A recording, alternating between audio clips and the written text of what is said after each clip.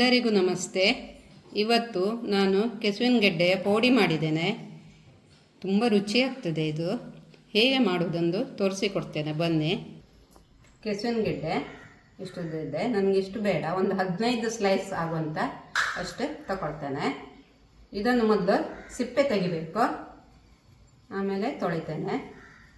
ಇದು ಸ್ಲೈಸ್ ಮಾಡಿ ಇಟ್ಟಿದ್ದೇನೆ, ತೊಳೆದಿದ್ದೇನೆ. ಇದು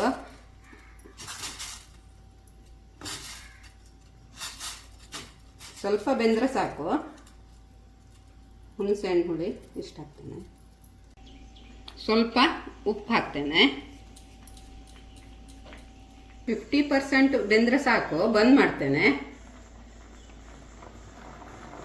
ನೀರೆಲ್ಲ ಬಸ್ದಿಡ್ತೇನೆ. ತವಾ ಫ್ರೈಗೆ 1 ಮುಷ್ಟಿ ಒಣಮೆಣಸು ತಗೊಂಡಿದ್ದೇನೆ, ಅರಸಿನ, ಸ್ವಲ್ಪ ಉಪ್ಪು, ಹುಣಸೆ ಹಣ್ಣು ಮತ್ತು ಉಪ್ಪು ನಾನು ಕೆಸುವಿನ ಗೆಡ್ಡೆಗೆ ಬೇಯಿಸುವಾಗ ಹಾಕಿದ್ದೇನೆ, ಆದ್ದರಿಂದ ಉಪ್ಪು ಸ್ವಲ್ಪ ತಗೊಂಡಿದ್ದೇನೆ. ಹುಣಸೆ ಹಣ್ಣು ತಗೊಂಡಿಲ್ಲ, ಅದಕ್ಕೆ ಇದೆ ಅಂತ. ಈಗ ನೈಸಾಗಿ ರುಬ್ತೇನೆ, ಮಸಾಲೆ ಸೇರಿಸ್ತೇನೆ.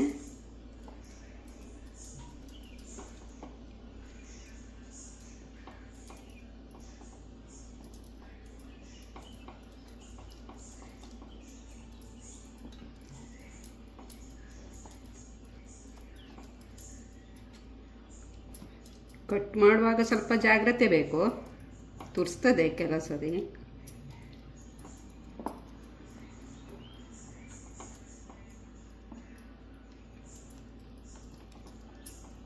ಇದು ತುರಿಸಿತ್ತ? ಇಲ್ಲ, ಇದು ಲೈಕಿತ್ತೇನು? ಅದೇ ನಂಗೆ ಹೆದರಿಕೆ ಆಯ್ತಾ, ತುರಿಸಿದ್ರೆ ಮತ್ತೆ ಒಂದು ದಿವಸ ಇರ್ತದೆ. ನನಗೆ ಅಲರ್ಜಿ ಸ್ವಲ್ಪ ಜಾಸ್ತಿ, ತುರ್ಕಿಲ್ಲ.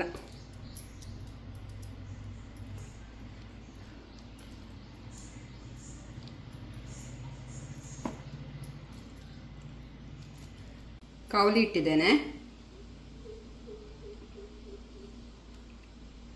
ಸ್ವಲ್ಪ ಎಣ್ಣೆ ಹಾಕ್ತೇನೆ.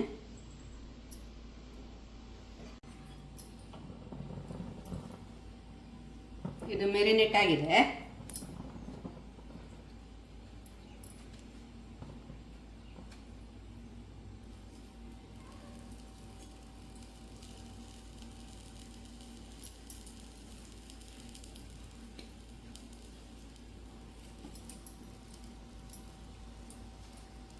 ನಾವು ಈ ಥರ ಪೌಡಿ ಎಲ್ಲ ಊಟಕ್ಕಿಂತ ಹಾಗೆ ತಿನ್ನುವುದೇ ಜಾಸ್ತಿ.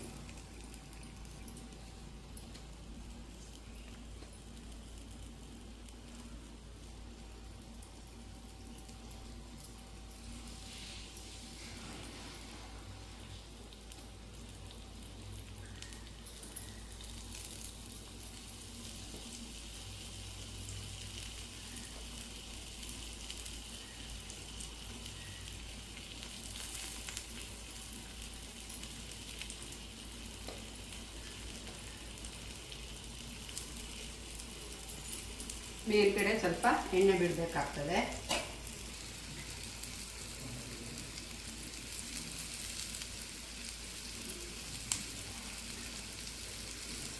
ಇದು ತೊವೆ ಸಂಗಡ ಟೊಮೆಟೊ ಸಾಸ್ ಸಂಗಡ ತಿನ್ನಲು ತುಂಬ ರುಚಿ ಆಗ್ತದೆ.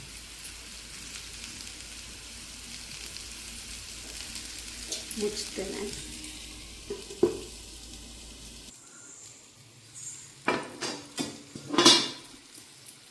ಒಂದು 5 ನಿಮಿಷ ನಾನು ಬೇಯಿಸಿದೆ. ಈಗ ಮುಗಿಸಿ ಹಾಕುವ.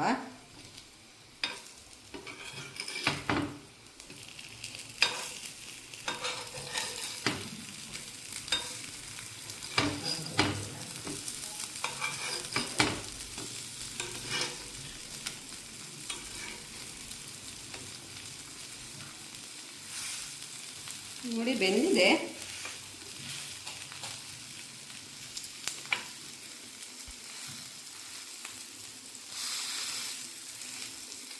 ಒಂದು 3-4 ನಿಮಿಷ ಸಾಕು.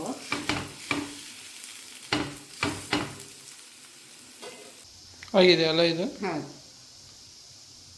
ತೆಗೆಯುವ.